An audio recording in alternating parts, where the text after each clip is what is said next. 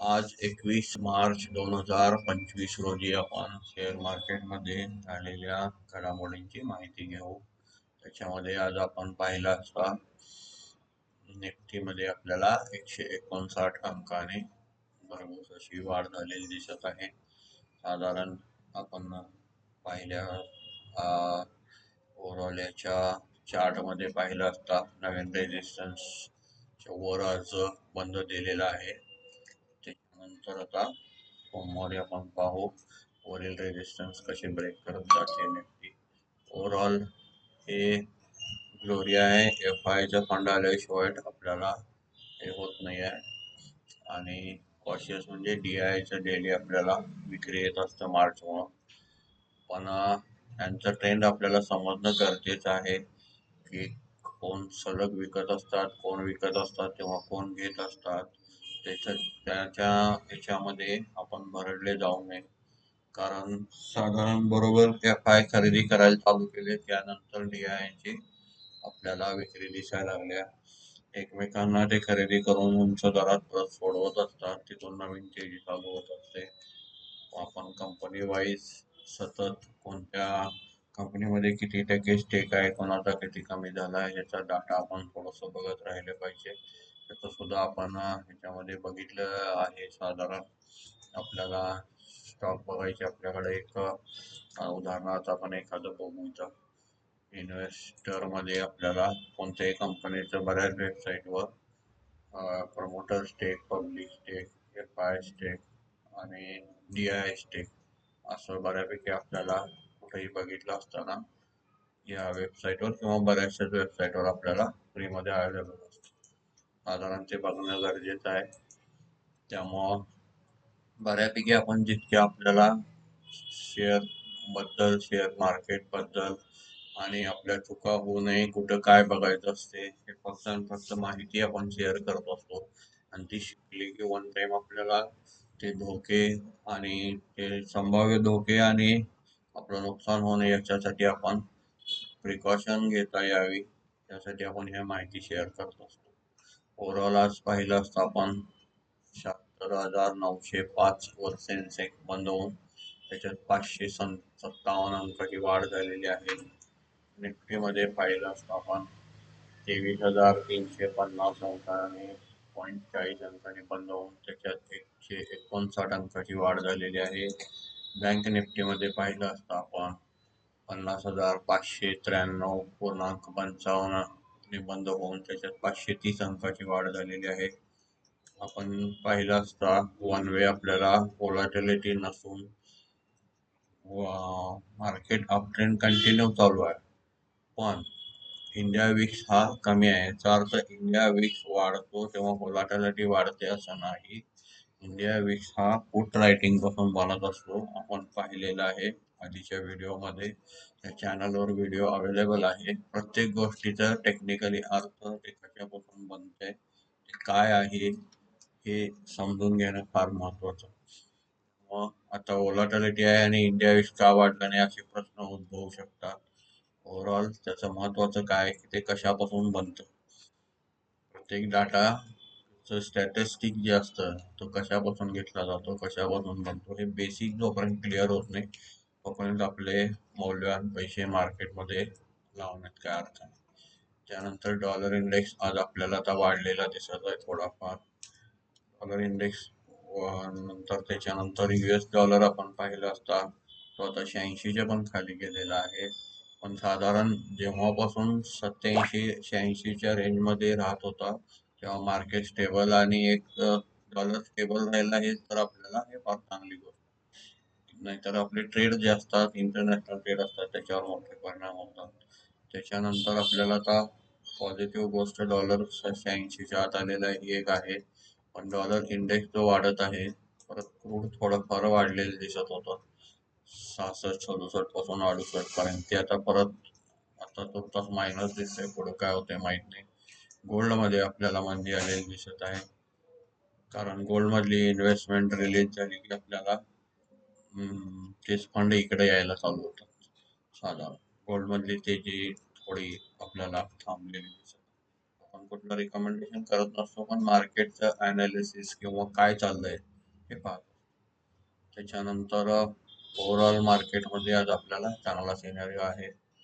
त्याची तेजी कशी आता पुढेपर्यंत राहते ते आपण पाहू. कंपन्या वाईज आज न्यूज पाहिल्या तर ओला इलेक्ट्रिकलच्या सेल्समध्ये मिसमॅच नॅरेटिव्ह असे काय तर त्याच्यात प्रॉब्लेम आलेले दिसतात. हिरो मोटर क्रॉप जे आहे त्याने electric three wheeler company acquire stake एलोर मोटर्समध्ये त्याने खरेदी केलेली दिसत आहे. अदानी ग्रुप आईस केबल अँड वायर सेगमेंट, आता यांचं ते केबल आणि वायर सेगमेंटमध्ये एंट्री झाल्यापासून आपल्याला बरेच जुने दिग्गज पॉलिकॅब वगैरे सगळे खाली येताना दिसत आहे. ओव्हरऑल थोडंफार हे न्यूजचं इम्पॅक्ट असते, पण ह्या न्यूज बघितल्यानंतर त्याचा किती इम्पॅक्ट होतो हे माहीत नसते. न्यूजचा अर्थ नाही समजला तर उलट नुकसान होऊन जाते. हिंडाल्को मध्ये आलेलं आहे साधारण invest 45,000 crore across business 4 year मध्ये त्याने एक्सपान्शन मध्ये 45,000 कोटी जवळजवळ ऍड केलेले आहेत. त्याच्यानंतर न्यूज मध्ये आपल्याला फार दुसरं काही दिसत नाही. एम बद्दल एक दिसत आहे, increase vehicle prices by 3% 1 April पासून त्यांचे रेट वाढतील व्हेकलचे. याचा अर्थ त्यांच्या मार्जिन मध्ये वाढ, इतकाच पॉझिटिव्ह अर्थ होऊ शकतो. त्यानंतर आपण आज निफ्टी गेनर मध्ये पाहू. निफ्टी गेनर मध्ये आपल्याला SBI life, NTPC, ONGC, Bajaj finance, BPCL, Coal India, Sun Pharma, Apollo hospital, Bajaj auto, Nestle India, Axis bank, L&T, Kotak bank, Tata motor, त्याच्यानंतर Eicher motor, power grid, doctor Reddy, Shriram finance, ICICI bank, Adani enterprise इत्यादी stock आपल्याला आज गेनरमध्ये दिसत. मध्ये पाहिलं असतं आपण आज trend, M&M, Wipro, Hindalco, Infosys, Tata steel, Titan, Bajaj Finserv, BEL, Britannia, Tata consumer tech साधारण हे आपल्याला लुझरमध्ये दिसत आहे. आताच आपण न्यूज पाहिले महिंद्राचे 1 एप्रिल पासून रेट वाढणार आहेत, पण त्याच्या इम्पॅक्ट इथं झालेला दिसत नाही. आज 1% स्टॉक मायनस आहे. मीडियामध्ये आलेल्या न्यूजचा कितपत इम्पॅक्ट होतो आपल्याला माहीत नसतो.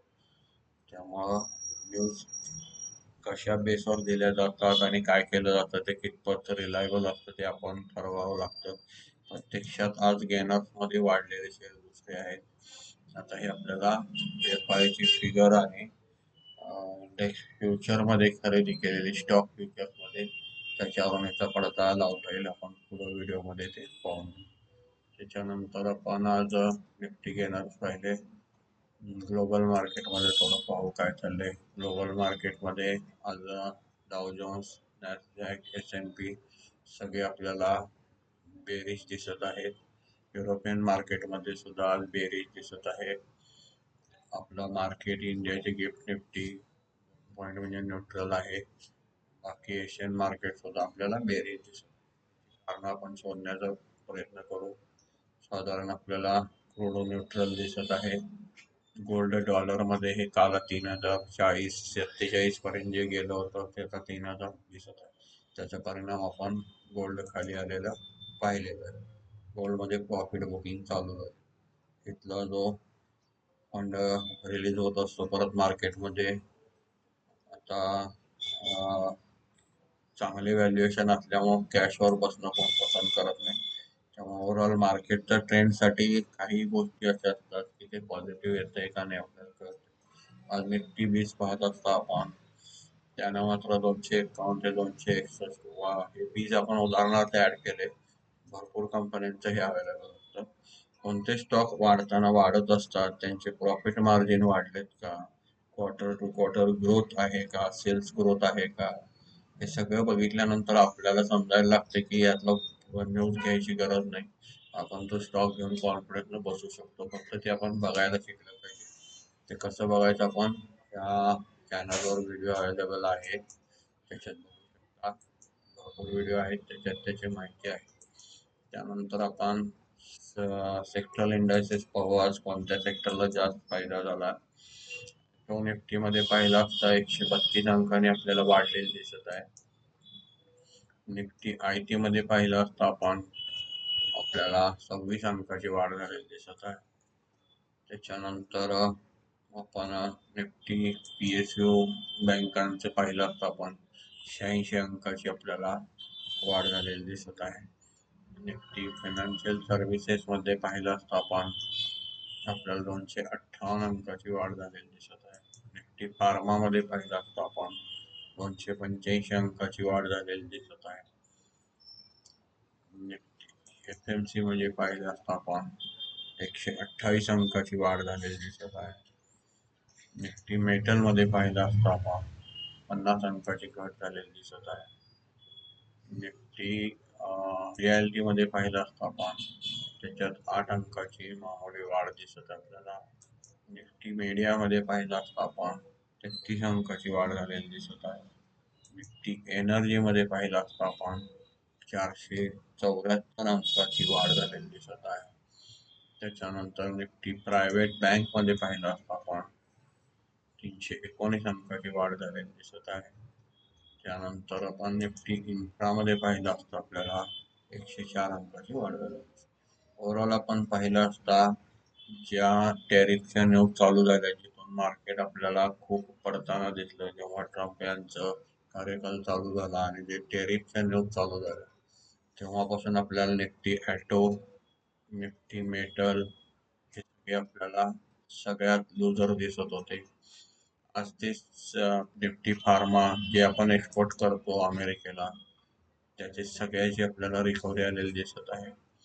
याचा अर्थ काय असते, मंदी असते तेव्हा आपण जेव्हा त्या कंपनी किंवा त्या ग्रुपवर आता टॅरिफ लागणार, त्यांचे सेल्स कमी होणार, हे होणार, त्याच्या बातम्यात आपण हे स्टॉक आपण सोडून देतो किंवा कमी झालेले असताना आपलं घेण्याचं धाडस होत नाही. तिथं त्या कंपन्यांचं परफॉर्मन्स जर थोडा जरी इम्पॅक्ट होत असेल तरी पण त्या गोष्टी वेळेनुसार होऊन जात असतात. पण ते व्हॅल्युएशन इतकं स्वस्त झालेलं असतं डिस्काउंट होऊन की जो त्यांचा कमी होणारा सेल तिथपर्यंत त्याचं व्हॅल्युएशन आलेलं असतं. न्यूजची इम्पॅक्ट होते तेवढा शेअरचा भाव डिस्काउंट झालेला असतो. तेव्हा मंदी जे पॅनिक केलं जातंय त्याच्यासाठी मुख्य हे महत्वाची गोष्ट. त्याच्यानंतर आपण निफ्टी IT मध्ये पाहिलं असता याचं सुद्धा रेटिंग मॉर्गन स्टॅनलेने केलं होतं. निफ्टी IT मध्ये पाहिलं असता इंडियन जेवढ्या दिग्गज कंपन्या आहेत त्यांना डिपेंड राहावं लागतं अमेरिकेच्या मार्केटवर, कारण सेल्स आपले 70 ते 80% जवळजवळ अमेरिकेतून येतात. मॉर्गन स्टॅनले रेटिंग देणारी कंपनी पण अमेरिकेची. स्टॉक आपले सगळे चांगले परफॉर्मन्स करत असताना त्याच्यात जे विनाकारण आपण निफ्टी IT मध्ये पाहिलं असता एकदम जे मंदी आली आणि रेटिंग जे त्याने केलं त्या रेटिंगवर कितपत आपण रिलायबल राहायचं. आपल्याला कंपनी जेव्हा फंडामेंटल आणि त्याचं टेक्निकल आणि सेंटिमेंट जेव्हा समजायला लागेल तेव्हा आपल्या हातून मोठ्या कंपन्या चांगल्या सुटल्या जात नाही आणि त्या परत रिकवर होत असतात. त्याच्यासाठी तो काळ महत्वाचा असतो की न्यूजचा इम्पॅक्ट आणि ओव्हरऑल आपण हे सेक्टर का बघत असतो की सेक्टरमध्ये आपल्याला त्यांच्या जेव्हा अनाउन्समेंट होत असतात ज्या ज्या सेक्टरला डेंट बसला होता ते सेक्टर तेव्हा नाही चालले पण आता परत त्याच्यात चालू झालेलं असते. पण जे व्हॅल्युएशन घटलेलं असते त्या शेअरची जी प्राइस घटलेली असते ती त्या इम्पॅक्टचा डिस्काउंट झालेला असते, म्हणजे तो डेंट बसलाय म्हणून ते स्वस्तात मिळत असत्या. हे फार शिकण्यासारखी गरज आहे. आज IT ला त्यांनी रेटिंग देऊन इक्वल वेट जे मॉर्गन स्टॅनलीने रेटिंग दिलं त्या रेटिंग कंपन्यांनी विनाकारण सगळ्या IT कंपन्यांचं मार्केट कॅप खराब केलं. पण देणाऱ्या कंपन्या अमेरिकेच्या आणि डाटा पण आपण तिथंच घेणार, आपलं मार्केट पण इंडियाला विकायचं पण तिथंच. म्हणजे डिपेंडन्सी असल्यावर भावसत्ता काय करते किंवा कशा ट्रिक करते हे आपल्याला थोडंसे डावपेच या मार्केटमध्ये शिकणं फार गरजेचं आहे. त्याच्यानंतर आपण आता आपल्या रोजच्या विषयाकडे वळू. थोडंफार जिथं जिथं माहिती आठवत असते मी सांगत असतो. FIच्या आज ऍक्टिव्हिटी पाहू आपण. फंड ऍक्टिव्हिटीमध्ये आज डोमेस्टिक इन्स्टिट्यूटने 18,878.93 कोटीची नेट खरेदी केलेली आहे आणि 22,081.19 कोटीची नेट विक्री केली. आता आपण इथे पाहिलं असता 3,202.26 कोटीची नेट विक्री केली.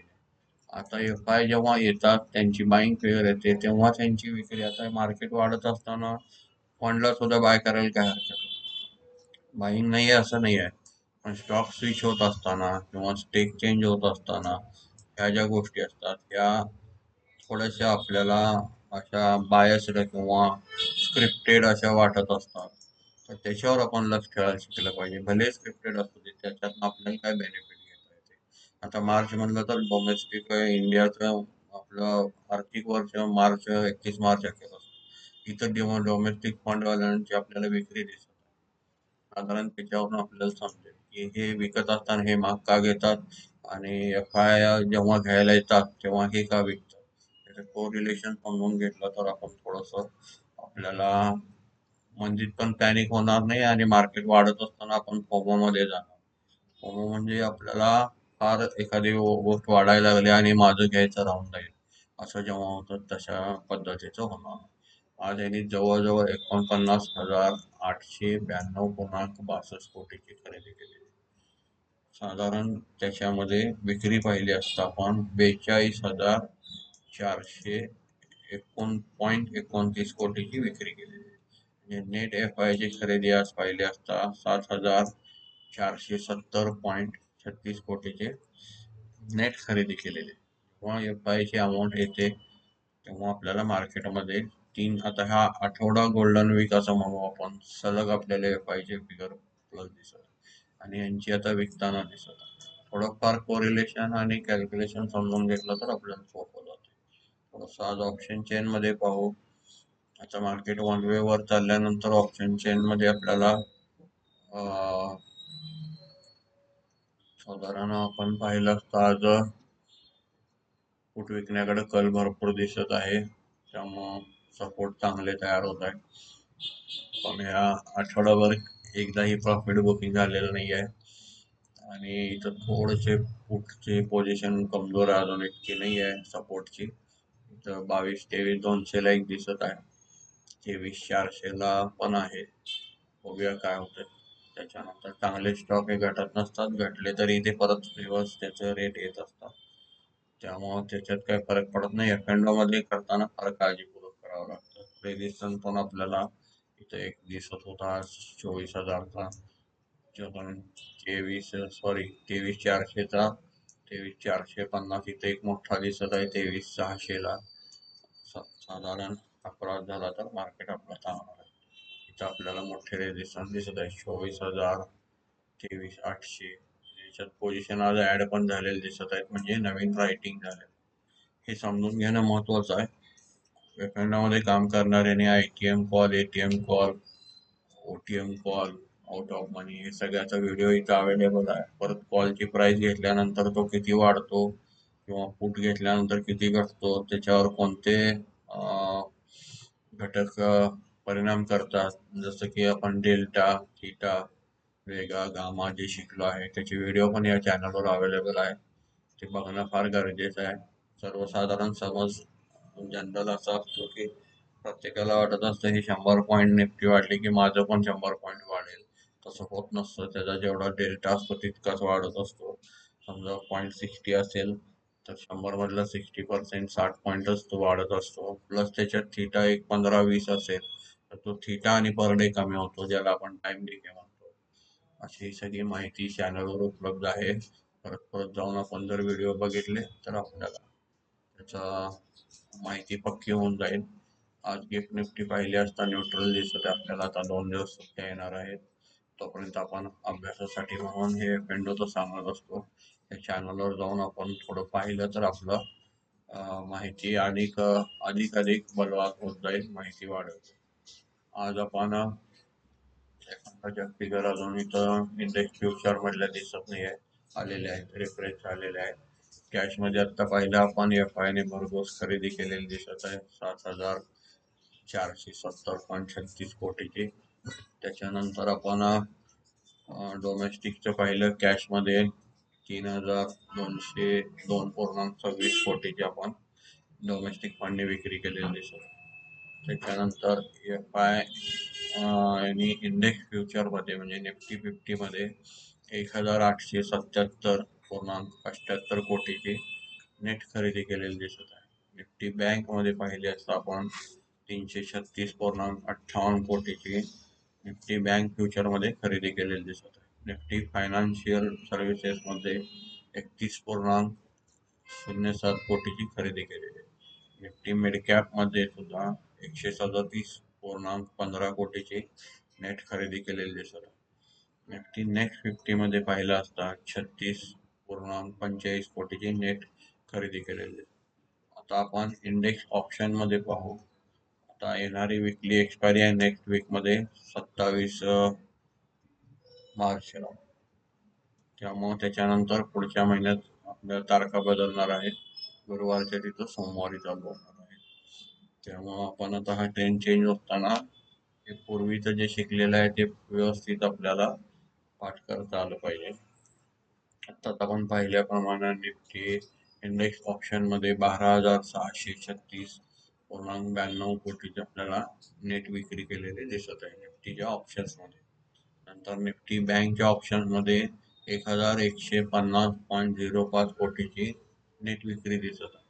निफ्टी फायनान्शियल सर्व्हिसेस मध्ये पाहिला असता 126.95 कोटीची नेट विक्री दिसत आहे ऑप्शन मध्ये. निफ्टी मिड कॅप सिलेक्टच्या ऑप्शन्स मध्ये 271.78 कोटीची नेट विक्री दिसत आहे.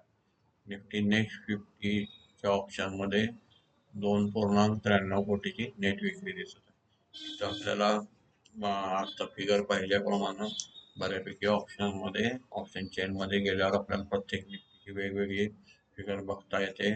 बँक, फायनान्शियल निफ्टी, निफ्टी 50 असं आपण चेक करू.